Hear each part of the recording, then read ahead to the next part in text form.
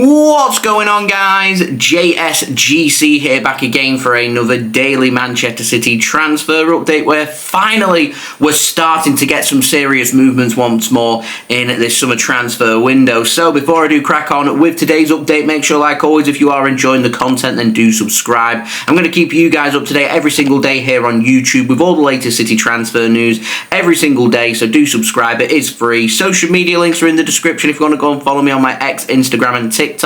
Email also in the description too if you want to hit me up for any sponsorships or any videos or any general business inquiries. Don't forget to leave a thumbs up on the video. We're aiming for 400 likes, and do let me know your thoughts as well in the comments below. So we've got no contract news. We're going to dive straight on in with the outs. We've got the very latest on City youngster Tyrese Noubissie. Now, the 16-year-old Scottish central midfielder plays in the Manchester City academy. He signed from Leicester City's academy back in 2023. That was for a fee of just over £1 million. It was £1.05 million. Manchester City are more than likely going to be losing Tyrese in this summer transfer window. So he's had loads of interest. Manchester United had declared their interest in bringing him in. Manchester United were interested in signing him from Leicester City, but Manchester City managed to win that race ahead of Manchester United. Ajax were interested, Bayer Leverkusen were interested, but according to L'Equipe over in France, Strasbourg are the team that have won the race to sign Noubissie from Manchester City. I am expecting City to profit from this transfer. I am awaiting what the final fee is going to be, but City going to be losing a fantastic academy player in Noubissie, and it'll be interesting to see how he does progress his career. As we've seen already throughout this summer transfer window, there's been plenty of movements within the Manchester City academy, with both players leaving and also players coming in, and we're not the only team that's been focusing a lot on their academy in this summer transfer window. Now, moving on to more first team players, we've got the latest on Ederson, and L'Equipe over in France have said that Galatasaray submitted their first bid to Manchester City for Ederson yesterday, which was set at €3 million or £2.6 million. I know it's very low, and I know a few of you guys have had a big problem with this, so let me elaborate on what I think is going to happen, and what I think is going to happen is more than likely what will happen here. That bid will be rejected by Manchester City. No one accepts a first offer for a player, and it's going to take more money to make the transfer happen. The facts that we're looking at here is Ederson's 31 years old. He turns 32 in August. Probably still got a good 5 to 10 years left of his career, because it isn't uncommon for goalkeepers to play into the late 30s, even into their early 40s. There's going to be no sell-on value here for Galatasaray, and the player's got 11 months left on his contract, and he's now going to be 32 years old next month. So they're the facts that we're looking at here. So Manchester City, under normal circumstances, would struggle for a sale and would struggle to get any kind of fee. It's the same situation with İlkay Gündoğan. I know he's a couple of years older than what Ederson is, but if we was to sell İlkay Gündoğan in this window, we'd struggle to be able to get anything for İlkay Gündoğan other than a really small fee. Now, I do believe that City will be able to get more than just the first number that's been plucked out of thin air by Galatasaray. It's not going to be £2.6 million, but I do believe that Manchester City, going off their value from last summer, may be looking for a little bit more. So what we're looking at here is Manchester City were asking for around 20 to 25 million euros for Ederson last summer. So that's around 17 to 21.5 million pounds. That's when he had 2 years left on his contract. So if we split that in half, we'd be looking at around 10 to 12.5 million euros all in. That's 8.66 million pounds to 10.83 million pounds. 2.6 million pounds from the first offer is very low, but I do suspect there is some room for negotiation, and I can see a deal somewhere worth between 5 and 10 million euros being struck here to see Ederson go to Galatasaray. I'm not ruling out there being further interest from Saudi Arabia, by the way, because I can see Saudi Arabia being all over this, and there may be a little bit of a transfer battle for Ederson, and that may mean City get a little bit more for him, but I'm not expecting it to be a whopping amount of money. City will be investing more money in signing a new goalkeeper than what we're going to get from Ederson, but it is hard to get your head around such a high quality class goalkeeper, one of, if not the best goalkeeper when it comes to distribution in the world, and City just accumulating a small fee. But when you run players' contracts down and you get players towards the latter parts of their career, it is what it is, and that is going to happen. So City aren't going to accumulate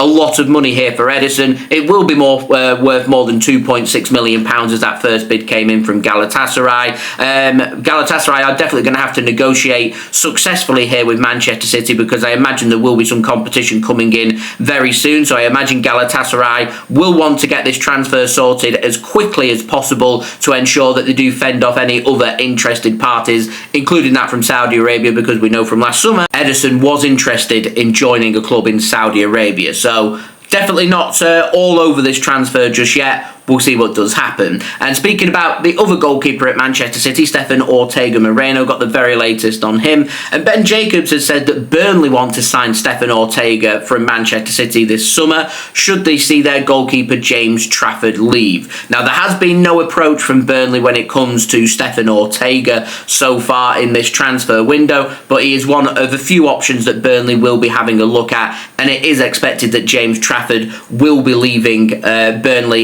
in this summer transfer window. And speaking of James Trafford, takes us very nicely onto the ins, because I've been speaking for weeks, even months, about I was certain that if City were looking at a number one goalkeeper, that it was going to be no one else but Diogo Costa. I felt like everything's been put into the pipeline, yet Manchester City here have gone and struck and looking for a homegrown goalkeeper instead, which does help Manchester City a lot, because I put a lot of emphasis this summer on the fact that Manchester City need to sell non-homegrown players, and they can bring homegrown players in. So replacing a non-homegrown player with a homegrown player helps Manchester City a lot, and this is certainly going to be the case here for James Trafford. So James Trafford's a 22-year-old goalkeeper, English and homegrown. Fabrizio Romano has said that Manchester City will only be making a move if Ederson or Stefan Ortega leave. City do have a buyback clause active on James Trafford from Burnley, so Manchester City sold James Trafford to Burnley back in 2023. It was a deal worth £19 million in total, £15 million as an upfront fee, with £4 million in add-ons. Newcastle have been heavily linked. However, Craig Hope at the Daily Mail has said that Newcastle this morning are now prepared to end their interest in James Trafford and have a look at other targets after Manchester City's interest in James Trafford was declared last night. Reading between the lines here seems to be suggesting that at the very least, Manchester City are very serious about bringing James Trafford back to the club. The question is it going to be as City's number one, or is it going to be as Manchester City's number two? Ederson's got 11 months left on his contract. Ortega has 11 months left on his contract. And I imagine that if Ortega leaves but Ederson stays, I can't see James Trafford being signed, because I can't see James Trafford wanting to be an understudy for the next 12 months ahead of a World Cup year next summer. What James Trafford may be prepared to do is fight it out with Stefan Ortega, where at the start of the season, City will more than likely go with the experience and go with Stefan Ortega if he's still at Manchester City. He will get given the nod for the first few games. James Trafford will be given his opportunity, and he's going to be given 12 months to develop, displace Stefan Ortega, and slot in as Manchester City's new number one goalkeeper at some point in the upcoming season,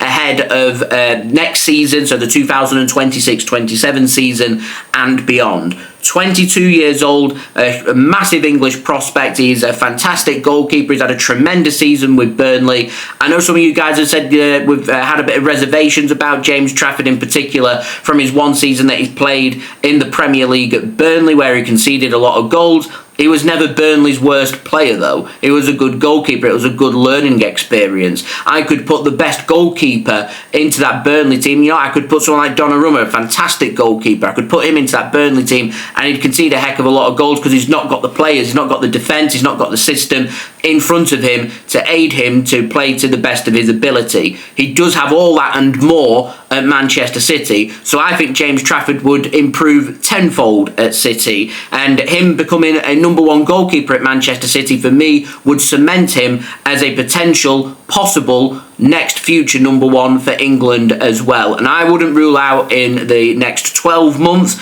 if not the next 12 months, then I reckon the next 2 to 3 years, that he will displace Jordan Pickford as England's new number one goalkeeper. All James Trafford needs is a move to a big Premier League team playing in the biggest and best competitions on a regular basis, and that will cement him as England's new number one goalkeeper. And he can achieve that, at Manchester City, and if Ederson leaves, James Trafford's got a tremendous opportunity that he's going to be given his opportunity to become Manchester City's new #1 goalkeeper. Very exciting for James Trafford, and it's that interest and that association with City because James Trafford is a Manchester City academy player that seems to have put Newcastle off, that they've now walked away. So it's all about City selling one of their goalkeepers and negotiating that transfer for James Trafford. We do have a buyback clause active in his contract. £40 million, I believe it's set at. Sky Sports News have confirmed that Manchester City have approached Burnley over James Trafford, and Ben Jacobs and Sky Sports and Fabrizio Romano have all confirmed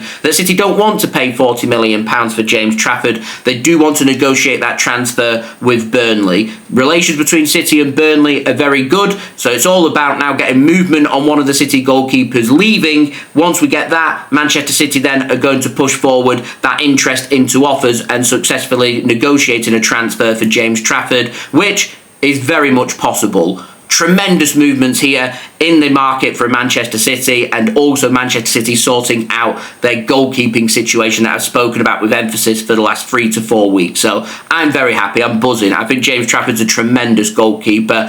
He is one of my top 2 picks when it came to City replacing Ederson, so I'm more than happy with that. The other keeper I'd have been very happy with was Diogo Costa. So getting one of our top 2 targets, I think, is a fantastic bit of business for Manchester City. Hopefully they can get it done. So that has been today's transfer update. I'd love to know your thoughts of this, guys, in the comments below. Also, don't forget to leave a thumbs up on the video. 400 likes is the aim. Subscribe as well if you're new around here. Press that red button, press the bell, and put your push notifications on. It is free to subscribe. I'm going to keep you guys up to date every single day here on YouTube with all the latest City transfer news. You don't want to miss a thing, so do subscribe. Social media links are in the description if you want to go and follow me on my X, Instagram, and TikTok. Email also in the description too if you want to hit me up for any sponsorships for any videos or any general business inquiries. And I'll see you all again tomorrow religiously for the next daily Manchester City transfer update. So I've been JSGC. Thank you everyone for watching. Hope everyone is safe and well. Peace.